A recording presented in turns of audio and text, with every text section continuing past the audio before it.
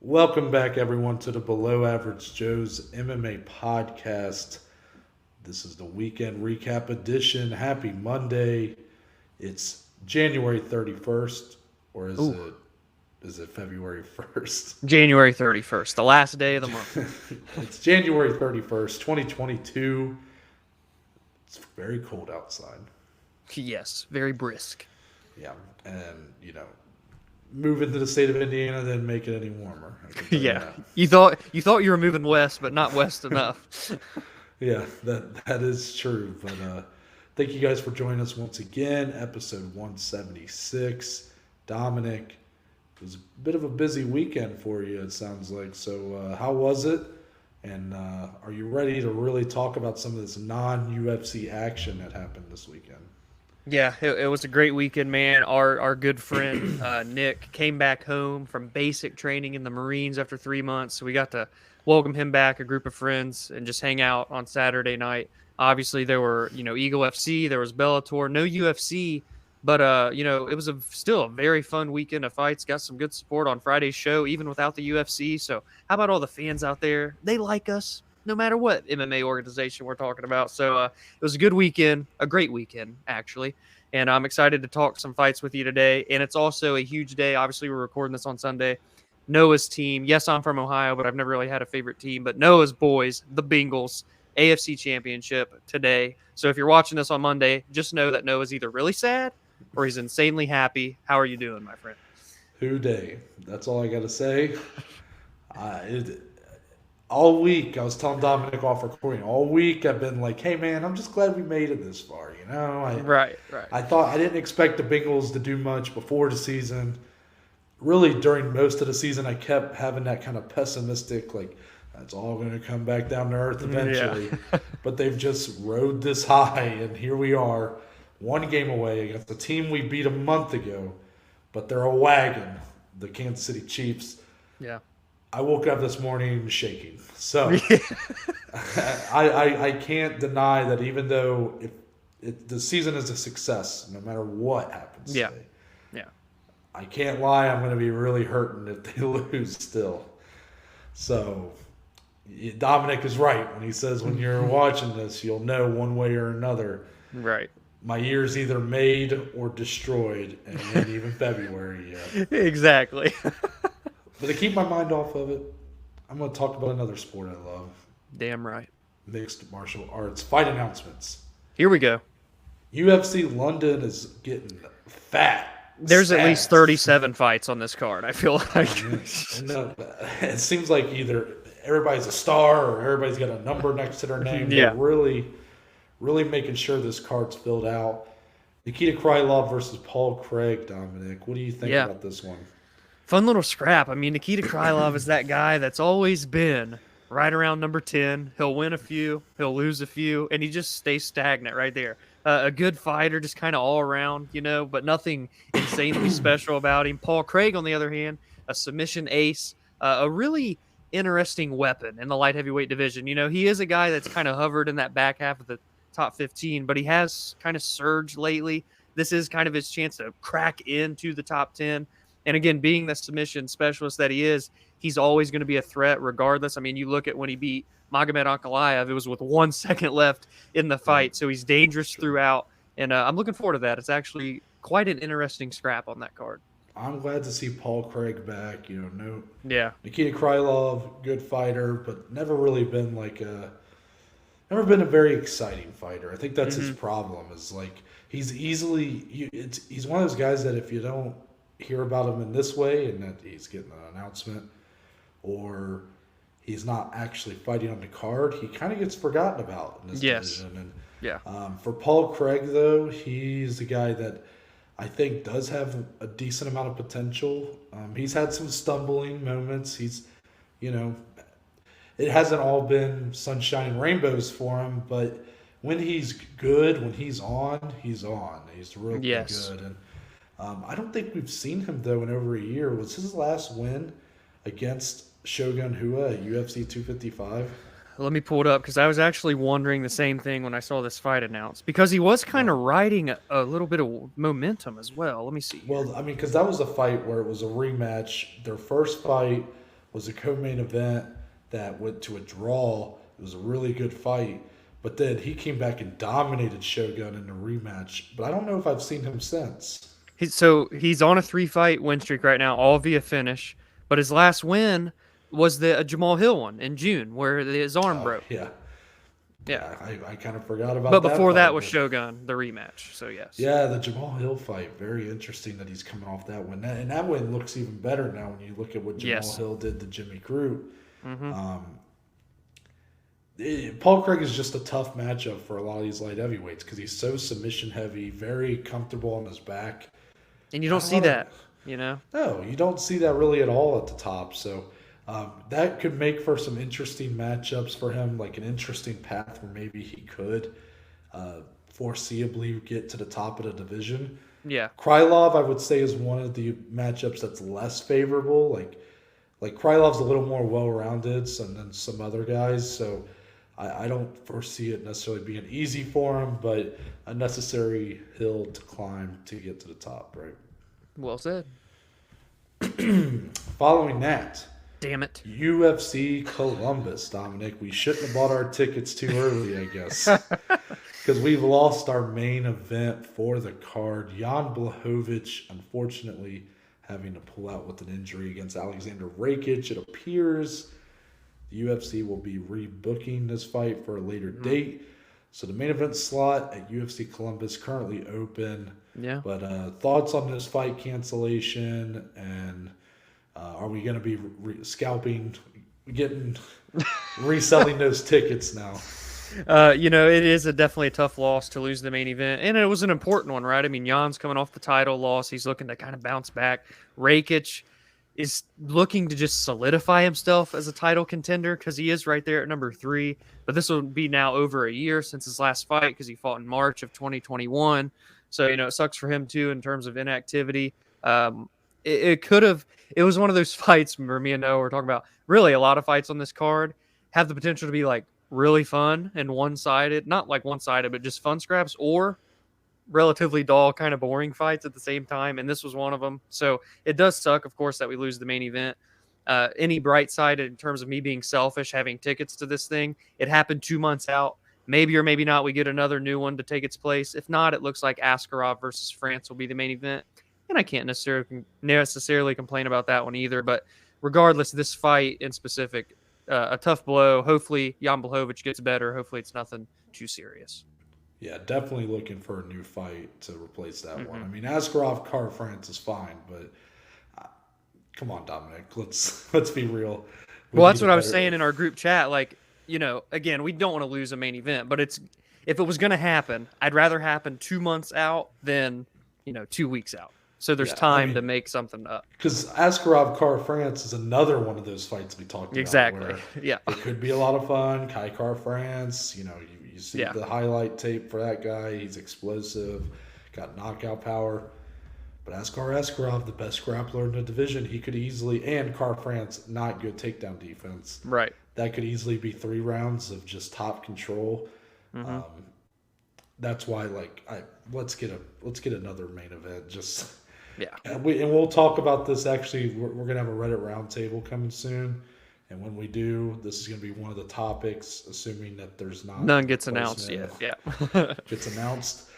But it was an important fight, and the reason why it could go either way is Jan Blachowicz and Aleksander Rakic are they're literally the cream of the crop in this division. Yes, I mean, they're so good, so well rounded, but you see it more on Rakic's side, where he has this tendency to be a little. He doesn't quite pull the trigger when you think he should. Sometimes, he's very patient. Very patient, almost to a fault. And even in fights he wins. That the Anthony Smith fight, I felt like he could have really kicked that fight into another gear and gotten a finish. I agree. But instead, He kept it at a pace he was comfortable with and just kind of meticulously knocked down and kind of damaged through all rounds Anthony Smith. Yeah. Jan Blachowicz doesn't necessarily have that, but you've seen him if he's able to get a fight to the ground like he did with Israel Adesanya. He doesn't necessarily deliver a lot of ground and pound. Definitely uses his grappling more for top controls. So there is just potential for a bit of a dull fight there, but it doesn't matter right now. Blachowicz is a little injured. So hopefully that fight gets rebooked. I think it's still the fight that it's a very important fight. And high stakes for both guys. Rakic, he definitely needs that win to really say, like, I'm next for a title. And Blachowicz just really needs to, like, stop himself from going any lower. Because, that Glover Teixeira fight did a lot of damage to his right now. Like, not too much to where he can't come back. But, I mean, that was a one-sided beatdown from Glover in Abu Dhabi. So he definitely needs a bounce back right now. So, yeah, I look forward to when that fight does happen, though. April 16th, Uriah Hall versus Andre Muniz, striker versus grappler. Dominic, is that kind of how you see this one going? Is one guy going to take over, or one guy going to clearly beat the other? Or do we get a bit of a kind of a, I don't know, some weird, like, 5 rounds of momentum swings, or 3 rounds, I should say, of momentum swings? How do you see that one going? I actually really like this matchup, and I do think it will be one-sided on whoever is going to win this fight, because I know Uriah Hall, we know he's this great striker, right? But he has this tendency to be kind of patient as well. Sometimes doesn't pull that trigger, and then he's coming off that 5-round loss to Sean Strickland where he really didn't do much of anything. Andre Muniz, however, this is by far going to be his biggest test. He's going to have the chance to launch himself into top 10, but it does come with a great striker at the end of the day who is dangerous if he does pull that trigger just one time, because he does have that power, talking about Uriah Hall. But if Muniz comes in and decides to really pressure him, pace forward, and use his grappling, he could have a one-sided, humongous win to catapult himself into the top 10 rankings, and that's why I like this fight so much. Well said. Probably the fight I'm most excited for on today's announcements, April 23rd, 2 top 15 flyweights, Sumudaerji at number 13 and Manel Kape at number 14. Dominic, Manel Kape, I didn't realize he was even ranked. Finally starting to kind of show that potential he had when he was the rising champion. He came over, had a couple bumps along the way, but he seems back. He made weight in his last fight, got another really good performance out of him. So that's 2 good performances in a row, but at least now he's making weight. Yes. And he's going up against Sue, who, in my opinion, has such high potential. A lot of people, this guy's being overlooked, but Sue has the size. He's got the reach. He's so long. Yeah. I was actually, this morning, I was at the grocery store, and as I was literally grabbing croutons off the shelf, I thought of a comparison. Okay. Sue, I thought of like who he fights like. And I swear it's not because they are anywhere close ethnically, but he fights like a flyweight Korean zombie in the way he stands, in the way he, especially Korean zombie like against Ige. Yeah, like it was just like his stance, the way he uses his length and pressure, very reminiscent of Korean zombie at this point in his career. So take with that what you will. I'm not saying that he necessarily is going to be able to take the damage that Korean Zombie can take, but I do think Sumudaerji is a guy that you've got to be on the lookout for this year. He is a tough matchup for most of these flyweights, but he's going up against a guy in Manel Kape who's got the championship pedigree from a big promotion in Ryzen. Not going to be an easy fight, but the winner of this, I look to have a big 2022. Thank you. That was the only thing I was going to add on, and you just capped it off right there. That's a fun-ass fight right there. Yeah, I'm so excited for that one. And yes. The last one, April 30th, Dominic. How about it, huh? Cowboy Cerrone, and what is looking like it will be his retirement fight, goes up against another legend of the Octagon, Joe Lauzon. Is this like about as good of a matchup as you can get at this point for either guy? But for Cowboy Cerrone, who's definitely showing the years on his body and not fighting at the level he once was, but he wants one more fight. Is this about as good of a matchmake as you can get for him at this point? Yeah, for both, truthfully. I mean, I love this fight. It could maybe even be a retirement fight for Joe Lauzon. I know he's looked a little bit more fresh recently compared to Donald, but I love this fight. Two legends of the UFC octagon. Two guys that, for some reason, however, have avoided each other and have not fought during their entire career in the UFC, which is crazy.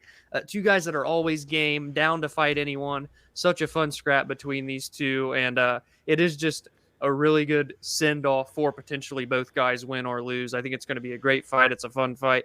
For Donald, he took a long time off. He's so used to taking these fights on short notice, so I like that he's going to have a full rest here, a nice camp, and the same for Joe Lauzon. Come in fresh on April 30th and give the fans a little bit of a show as a send-off. It's going to be fun.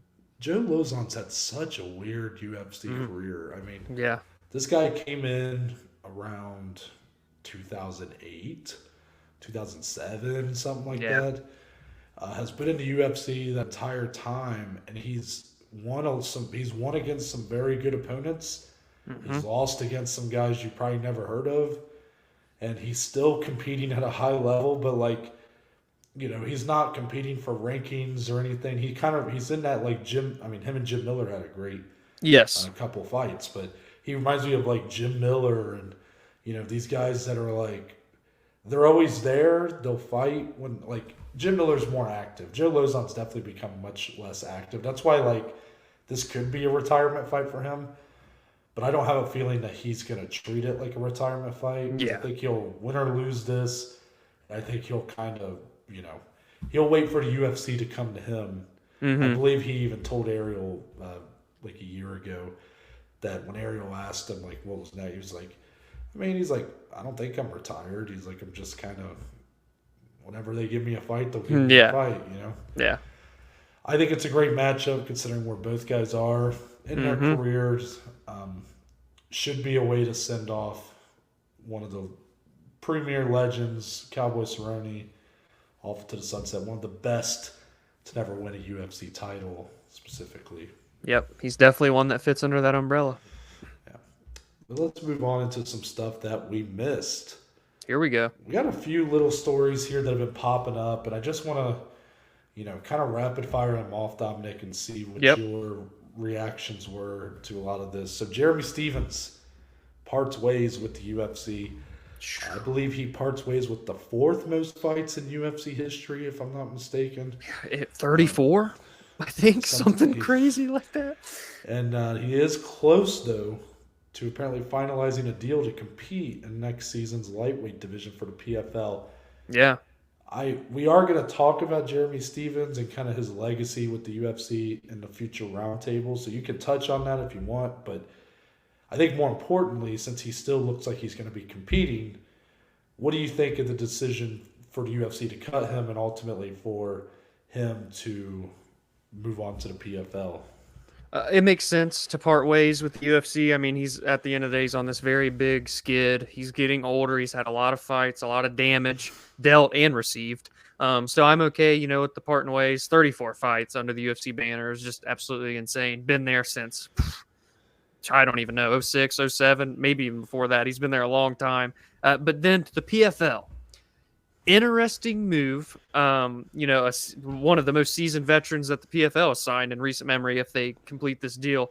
And to compete in, that tournament for the potential $1 million at the end of the year is interesting to me. I mean, Jeremy is a guy that's always going to hang around in there, whether he gets finished or goes the distance. He's going to be a tough out for anyone.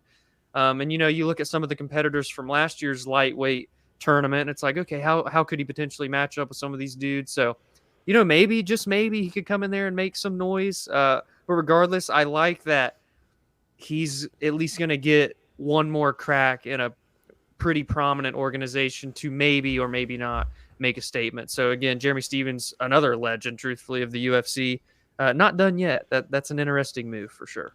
Yeah, I'm all for him going to the PFL. I'm just, no disrespect to this organization, but I'm just so glad it wasn't a bare knuckle Yes, I agree. And I know that there's probably some bare knuckle fans that are like, well, what's wrong with bare knuckle? I'm sorry. I prefer to see a guy like this who bare knuckle just seems that, you saw the news with Melvin Gillard. I don't know if you saw that. Yeah, yeah. Florida put the kibosh on that, so that's now done. But bare knuckle just has this tendency to really stretch the limits of what fighters should be competing. So for Jeremy Stephens, he's been on a losing streak, not looked great. The Matos Gamrot one, he kind of just got caught in a submission real quick.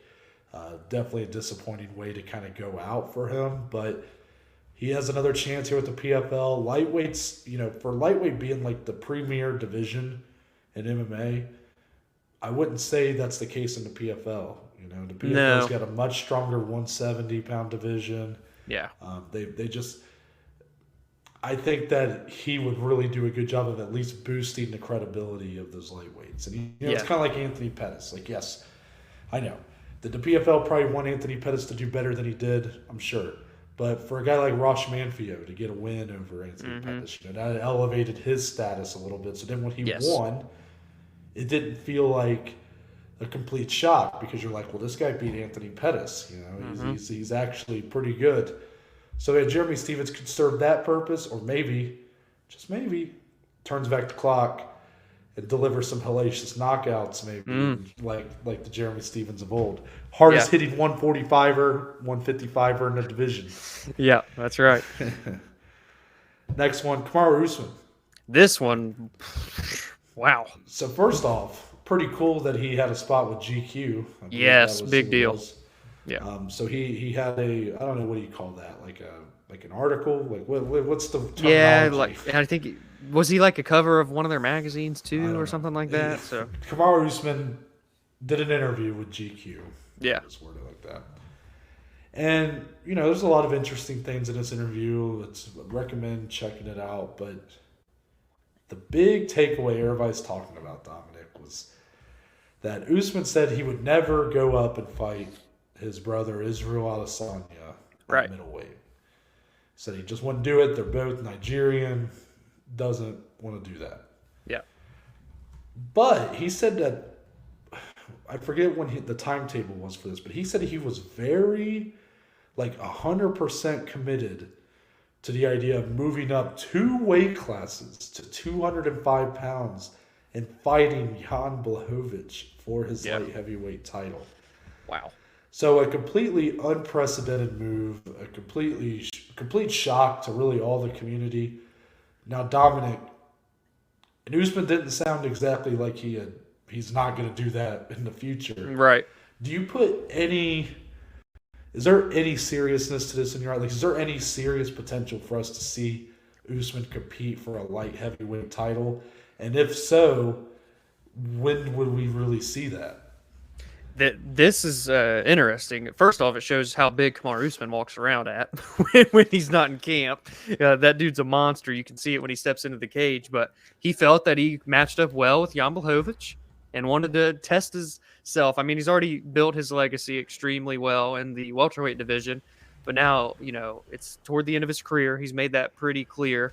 He wants these money fights. He wants these fights for legacy. He wants a second belt, obviously.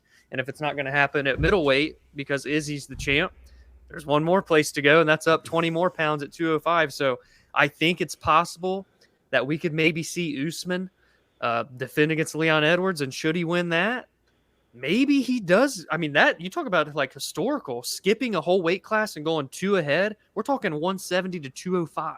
That's a 35-pound increase in terms of weight classes.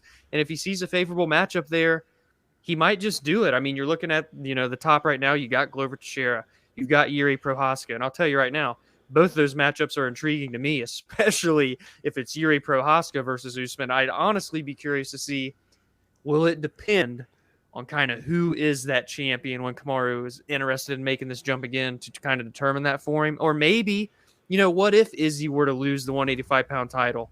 Would he want to then go to 185 and kind of avenge it for Adesanya? I just don't know, because we could see Adesanya lose 185 and then he goes to 205. So there's a lot of interesting things that could play out in these 3 weight classes, and it could happen in 2022 or the early portion of 2023. So I am definitely intrigued to see Usman really take a chance and solidify as one of the best that we've ever seen in the cage. And that surely would do it right there. I respect your opinion, but I think there is zero chance this ever happens. Not a chance. Okay. Not a chance at all. I actually think that I'm actually kind of shocked that this even came out, because I really don't see it. Now, do I think that Kamaru Usman himself was very committed to this idea? Sure. I think that he was open to it. He would want to do it. But guys, there's weight classes for a reason. I know Usman's a big guy for 170 pounds, but he still walks around at less than 205. It's like 200 pounds is what he walks around at. Mm-hmm. Did we forget what happened just a year ago? Israel Adesanya tried to go up and fight for that second belt. Yeah. And he got 50-45 by Jan Blachowicz. Usman's the best fighter in the world. He will lose to no matter who the champion is at light heavyweight. There are weight classes for a reason. Yeah. What I think is more likely is Adesanya would leave the middleweight division and go up to light heavyweight again, and then Usman might fight for a vacant middleweight title against someone like Robert Whittaker or whoever at middleweight. I think that the idea that he would skip a division and go up to 205 pounds is ridiculous, and I don't think it should happen. I don't think it will happen. I think that, especially when you look at, after the Leon Edwards fight, right now it might seem like Usman doesn't have anybody else to fight, but you got guys like Khamzat Chimaev who are coming. I'm just saying, less than 0% chances happen. Less than 0%. I respect. So I'm saying it like this because if it does happen, clip it.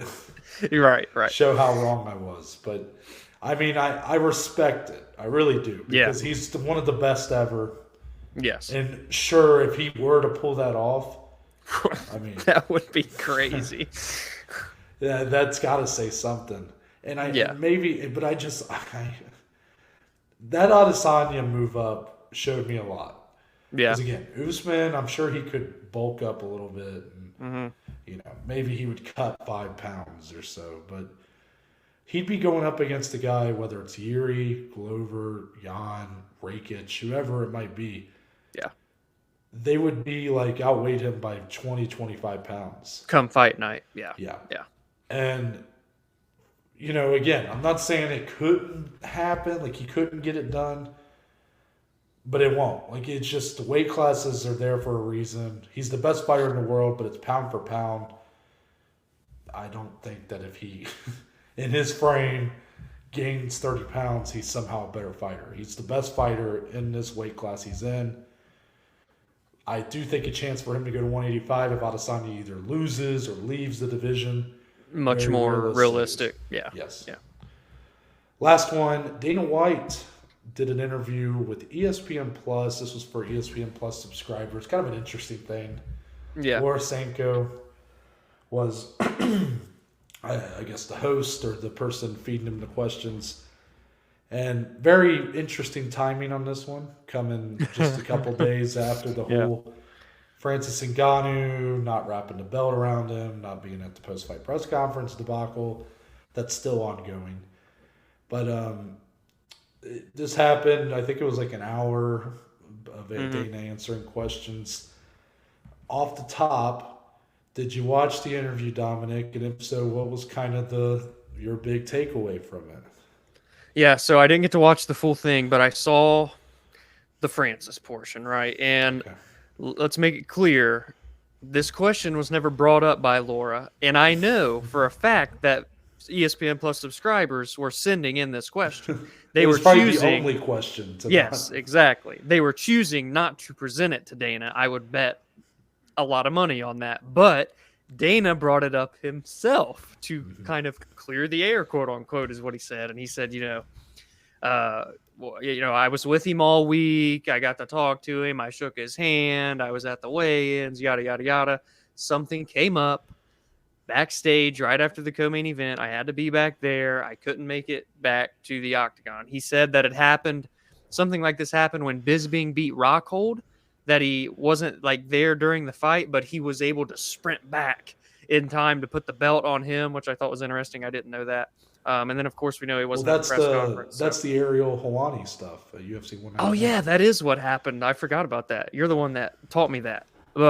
So, I thought it was interesting that Dana brought that up himself. It's clear that, he has social media. He's been seeing what's been going on out there in the community and what people are saying. So take with that what you will. Dana's an interesting character. Always has some fun sound bites. He was calling people idiots for thinking it was any sort of disrespect or slight to Francis. So, Noah, what were your thoughts on him bringing that up? And then, of course, if you had any other takeaways since you saw the whole interview, take it away. Well, I didn't really, I might be wrong, Dominic, and I'm not trying to call you out here, but I didn't really hear an opinion from you as far as what your thoughts were on the actual comments, but that's okay. Let me drive here, and then you can come. Let me after. Put the seatbelt on real quick. Basically, I mean, look. I know it's cool if you're guys in our position, right? If you're guys in this space, if you're influencers in the a talking head, yeah. It's very popular to hate Dana White, to hate everything he does. And, I'm not saying there's not good reason to criticize the man. I know there is. Here, though, I don't buy it for a second. I mean, I don't. I mean, so you had something going on, so you couldn't be out there for the main event, which I kind of want to go back and watch the fight because I want to see if Dana's out there. Oh, that's true. Do some investigating. Investigative journalism right here. Yeah, there you go. But and maybe this incident happened at the end of the fight. Let's give him the benefit. Let's say it did. Mm-hmm. Well, was this incident so bad that Dana couldn't come to the post-fight press conference? Right. I don't know. I don't buy it for a second. I think that the UFC and Dana specifically were licking their wounds because they really thought Ciryl Gane was going to win this fight. And now that he didn't, they feel like they're probably backed into a corner where they're really they're either gonna have to pay up to Francis Ngannou, or they're gonna have to let their heavyweight champion of the world walk and perhaps pursue other financial opportunities. And the worst part about this is that obviously Francis has to get surgery done on his knee, so like that's sucks, 9 months I think he's out. But let's be generous and say he was able to come back in 9 months. Well, it sounds like these negotiations might go even longer. So let's say it goes to full year where then his contract's up and he's allowed to. Sounds like we're going to have a heavyweight division that's going to be in a bit of flux this year. Oh, yeah. And we're probably going to have another interim belt introduced here over the summer. John Jones versus Stipe Miocic. I'm calling it now. Yeah, I agree. But as far as the comments on this thing, it's like part of me, I was like, oh shit, Dana's gonna, because I was like, there's no way they're gonna go through this whole thing and not address it. There's no way. But Laura's like, I kind of feel bad for Laura being kind of put in this position. I always feel bad when it never looks good when Dana does these interviews with like her or Megan O'Leary because they're his employees. Right. So like, what are they gonna do? Challenge him? I don't think so. Exactly. But I know that's not what she's there to do.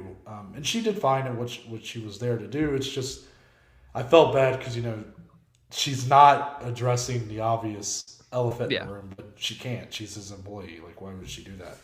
So, it's a BS. I don't buy it. I think it's like, you had all this time to come up with something, and like, that was the best. Like, to me, it came off like almost like, he didn't care enough to, like, he was like, whatever, I've had something to do, Yeah.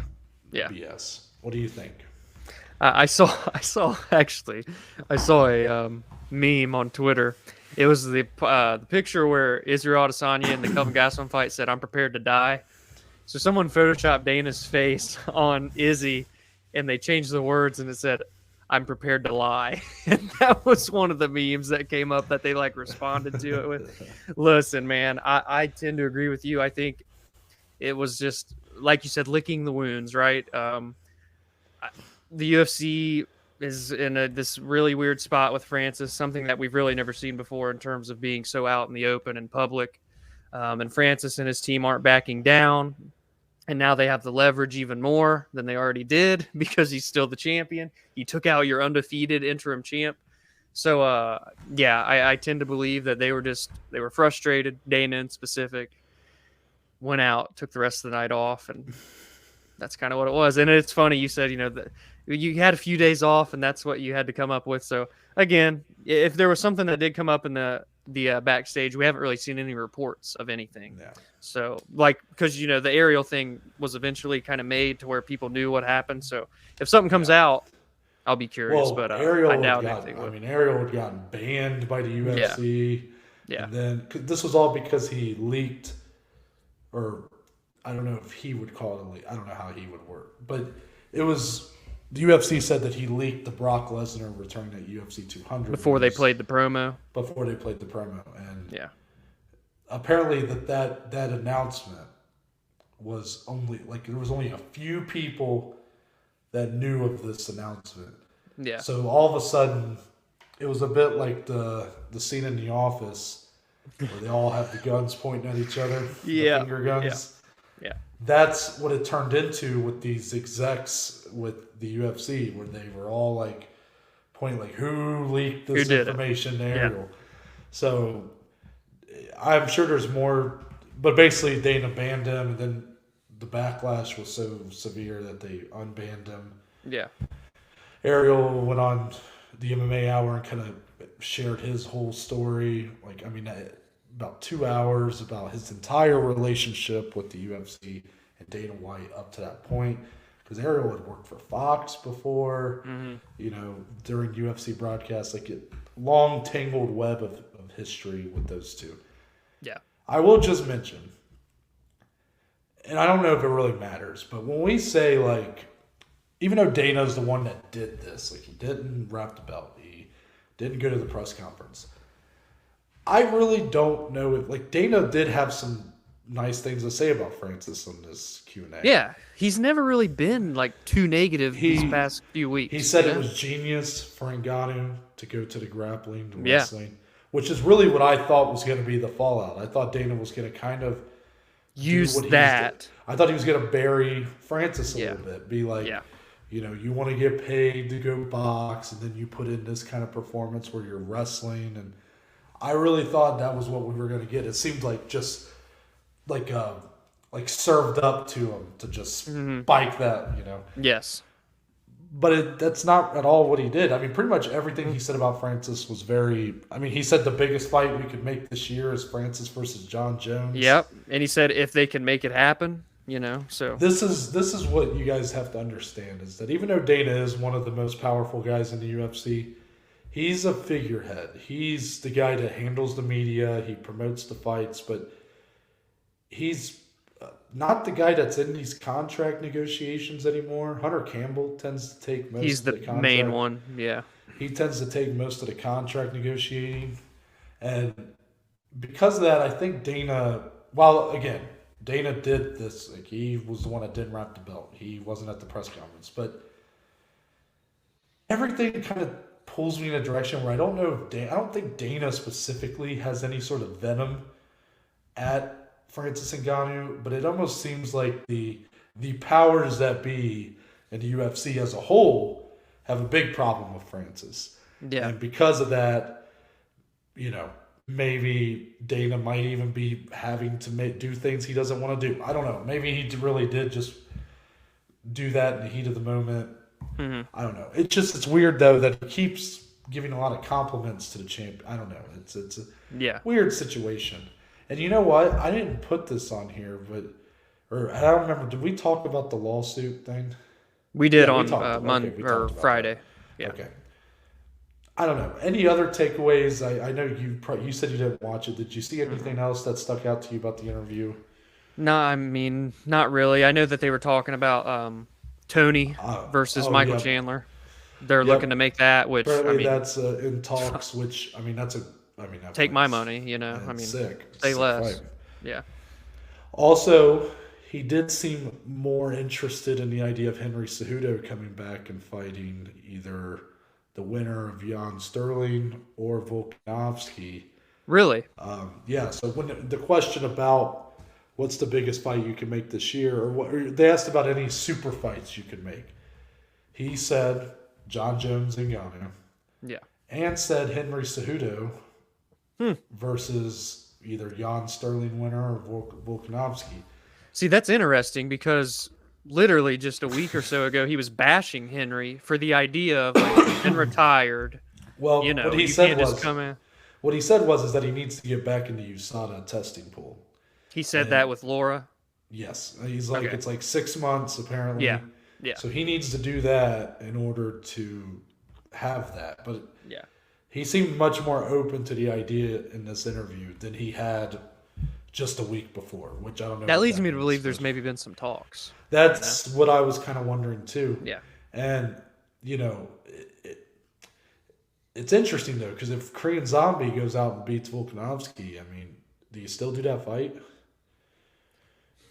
Yeah. Because it's so weird because I don't think Henry Cejudo has a great shot against Volkanovski. I'm just being honest. But Volkanovski is the smallest statured Yeah, I know. featherweight. I wish I could count how many times we've discussed that matchup, So, like, once you get the belt on a more normal-sized featherweight in terms of height and reach, like Korean Zombie, Yeah. is it all of a sudden become just like a lopsided matchup for Henry Right. Cejudo? Like, it's so weird because Volkanovski's clearly the best featherweight in the world. He's probably one of the best featherweights of all time. Yeah. But he almost seems like the only matchup that Henry would have a chance, or that you could even buy Henry Cejudo having a chance with, because at least they're size-wise similar. Yeah, I agree. I don't know. It's a weird conundrum, but I will say though that I know how I've tried to hold that moral compass and say, damn it, I'm not gonna propose a fight Yeah. when a guy hasn't fought in the division, but I can't deny that Henry Cejudo coming back and trying to get the third belt is That's like I'm glad Korean Zombie got the opportunity. yes. But I if agree. the winner fought Henry Cejudo, let's say if Max is off longer or whatever, I'm not going to be upset. Exactly. I'm not going to be upset at all. 100%. Let's get into the Bellator card from Saturday night. Bellator 273. Hey, I made a joke. Hey, It got some love too. Hey. yeah, cross my heart and hope to die. I made a joke on here. Yeah. I said that Bader versus Moldavsky was like when you're in the car with your mom and you're like, hey, Mom, I want Ngannou versus Gane. And she goes, we got Ngannou versus Gane at home. Yes. And that was Bader versus Moldavsky. But, hey, Scouts, I wasn't a Boy Scout, but Scouts Promise or whatever. I don't know. Bader versus Moldavsky was a better fight than Ngannou versus Gane, I thought. It's close. That's true. Really? Because Ngannou versus Gane, again, held my interest because I was so surprised by what I was watching. Yeah. But in terms of, like, rewatch, like, if I had to be told, hey, you have to rewatch one of these fights, I'd pick Bader versus Moldavsky 100 times out of 100. A little bit closer. I actually really like this fight. Yeah. And I'm not sure what the opinion's going to be on that because I know that it was a lot of grappling. Mm-hmm. Each round felt like it had a clear winner. Yeah, which we like. Up until the fifth round. Which Of course. We'll talk about. Basically, rounds 1 through 4, I felt like it was pretty easy to score. You had a lot of grappling. There was a lot of momentum swings. Mm-hmm. And then round 5, Moldavsky really trying to hone in on that grappling. Had a really nice slam takedown towards the end. But ultimately, Ryan Bader retains that heavyweight title via unanimous decision due to a lot of those little elbows he was given while Moldavsky was trying to go for the takedown. A lot of the that's why judging on this night, I want to give some credit because I think people are actually going to like the judging. Yeah. The judges focused more on damage than anything else. Mm-hmm. Moldavsky would have won this fight if you had the kind of what you see a lot with judging, where that top control, the takedowns get scored pretty evenly with the damage. Yeah. But this it was throughout the night. These judges, one of which Big John McCarthy's son was actually one of the judges. I wondered if there was any relation. It was Ron McCarthy. Yep. So shout out to him. But they very clearly seemed to understand the rules, which I appreciated. And Chris Lee, hey. A little bit of improvement on Chris Lee. I got to give him credit. Chris Lee, he has been the butt of some jokes, but I heard his name. And I was like, oh no, here we go. But Ryan Bader retains. Yes. So I actually really enjoyed this fight. I enjoyed the momentum swings. I thought it was a bit of a dog fight. Bader looking very good early. Surprisingly, not much of a size difference, at all. No. Both guys weighed the exact same, I'm pretty sure. 247 pounds they weighed in at, I think. Yeah. So Moldavsky might carry himself bigger, but Bader definitely didn't come in looking like an undersized heavyweight here. And on the feet, Bader seemed to get the better of the exchanges, but Moldavsky seemed to be the more powerful grappler. But then Bader had his own success on the ground. I really enjoyed the fight. Ryan Bader gets the win. Dominic, I'll ask you kind of what were your thoughts overall on the fight. And then also, we did get our next heavyweight title fight announced. Mr. Chet Congo was in the crowd. They brought him in after to go face-to-face with the champ Ryan Bader. May 6th in Paris, France. Mm-hmm. Those two will run it back. The first time they fought was a bit of a controversial no contest due to an eye poke that kind of ended things. So instead of just running it right back immediately, Chet Congo had to go win again. Bader's had to do the light heavyweight fights. And now we finally get them to squaring off again. Give me your thoughts on all that. Their first fight did happen in Bellator, though? Yes. Okay, cool. Ryan Bader retains. I actually just wanted to touch more so on your point of, you said Bader didn't look like an undersized light heavyweight. Well, I think that means no more light heavyweight for Ryan Bader. I think heavyweight now is going to be where he rides the rest of his career. He looked good. He looked so physically strong. He almost put away Moldavsky within the first 15 seconds of the fight. And we, talked about on Friday, how's he going to hold up to that power of Bader? Because we know he has that punching power. And obviously Moldavsky was able to survive and win 2 of the rounds. It was 48-47 unanimous, I think. So very fun fight. Ryan Bader retains. And again, the biggest takeaway for me, I think we are, finishing out Ryan Bader's latter half of his career at heavyweight. Let's see how many title defenses he can make to kind of cap off, his reign. And of course, his fight with Chet Congo. I hadn't seen the first one. That's why I asked if it happened in Bellator or when they were both in the UFC. It's a fun scrap. Chet Congo, 42, 43, something like that. Bader's 38 years old. So 2 guys that have been doing this for a long time. A lot of big wins under both of their belts. And now here they are facing off in Paris, France for the title. That's a fun fight. And no, I do just want to point to something else we talked about off recording to get your thoughts. There was one other heavyweight in the crowd that was also there to watch this fight, Mr. Fedor Emelianenko. What do you think about them doing Bader versus Congo in Paris instead of Bader versus Emelianenko elsewhere? I was shocked at first when I saw them bring Congo into the octagon. I didn't know Congo was there. I had kind of missed that. I don't know if they had showed him on the broadcast, but I had seen Fedor was there. And when I saw that, I said, oh shit. If Bader wins this, they're bringing him into the cage and they're going to face off. And that would be a rematch too.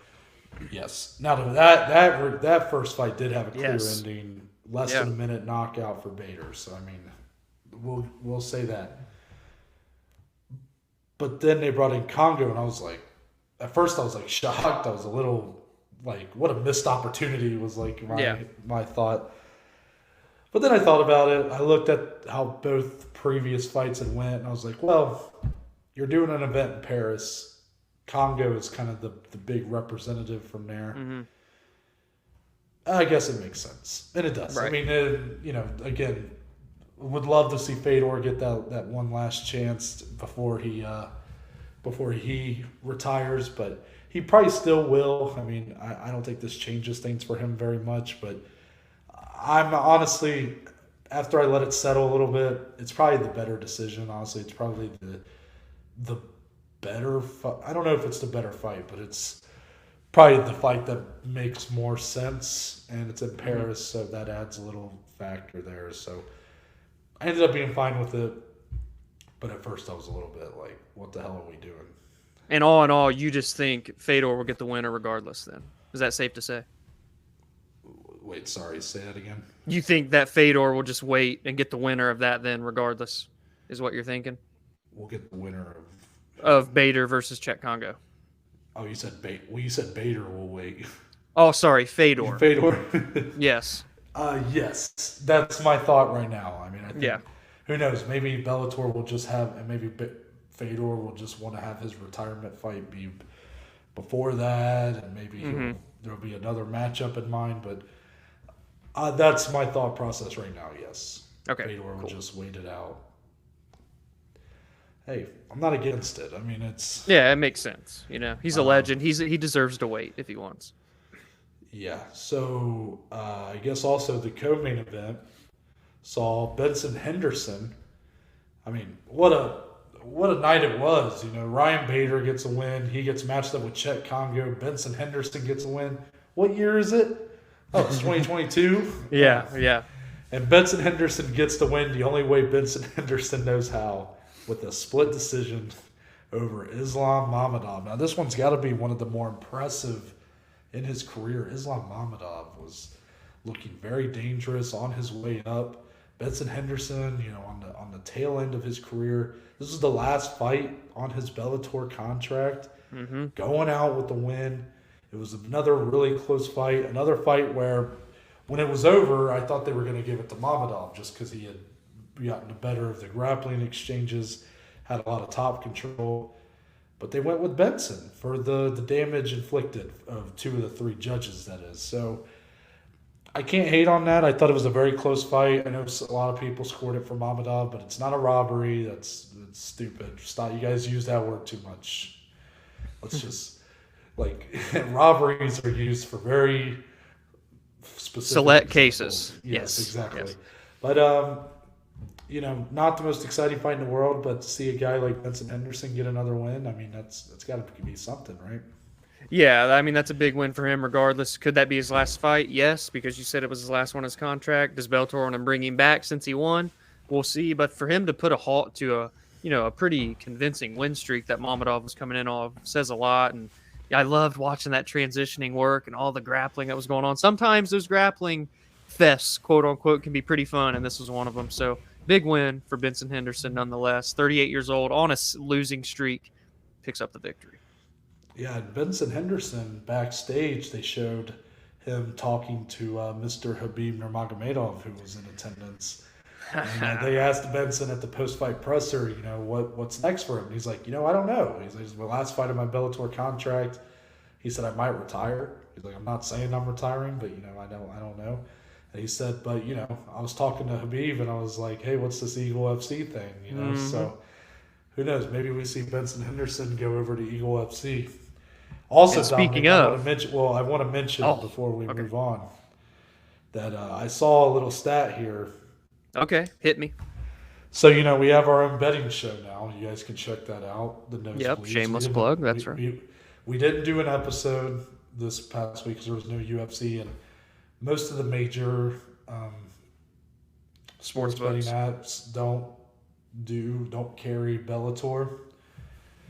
But, Dominic, I found some odds here, and do you want to know? So, underdogs went 4-0 on the main card. Okay. That's something that's very interesting. I don't know if that's ever happened, by the way, considering how Bellator will have those, crazy odds a lot of times. So, if you did a parlay for the 4 underdogs to win. Oh, boy. The parlay was plus 8,668, Dominic. Wow. Especially just for 4 legs. I mean, that's holy shit. Even if you would have parlayed together, say 2 of them, like Bader was over plus 200 himself. which is crazy. Benson was plus 425 himself. So Oh my goodness. Yeah. So. And I know that there were bettors out there. Let us know, by the way, in the comments if you did bet on this, because that fight did go down to a split decision. So as those scorecards were being read off, I know that someone's butthole was puckered together. I know that for a fact. Yeah, I don't know if those odds probably came from like Bovada or something like that. So yeah. I'm not sure, but yeah, it kind of made me. I was like, man, damn it, I missed out on that opportunity. But I definitely wouldn't have done that as my parlay. So. Whew. Let's move on to Eagle FC 44, Dominic. They made their debut in America.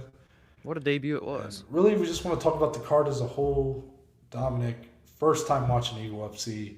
What did you think? What was the big takeaways for the evening? I loved it. I loved the production. I loved the commentary. I loved the quality of the arena, of the cage.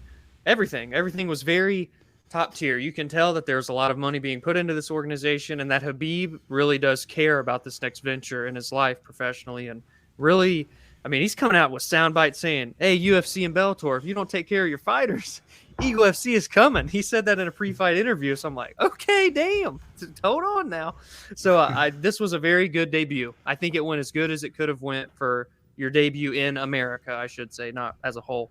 And this was another one where, compared to the Bellator card, some feel-good wins. I mean, we see Rashad Evans return after 3 years off on a 5-fight losing streak and grapple his way to a decision victory and look very good. Not that it was anything crazy, not the most exciting fight, but it felt good seeing him win. And then right before that, Ray Borg and Cody Gibson go to war for 3 rounds where Ray Borg, faces adversity in the first, comes back in rounds 2 and 3, slugs it out on the feet, fun grappling transitions, and he picks up a win. Now he's on a win streak.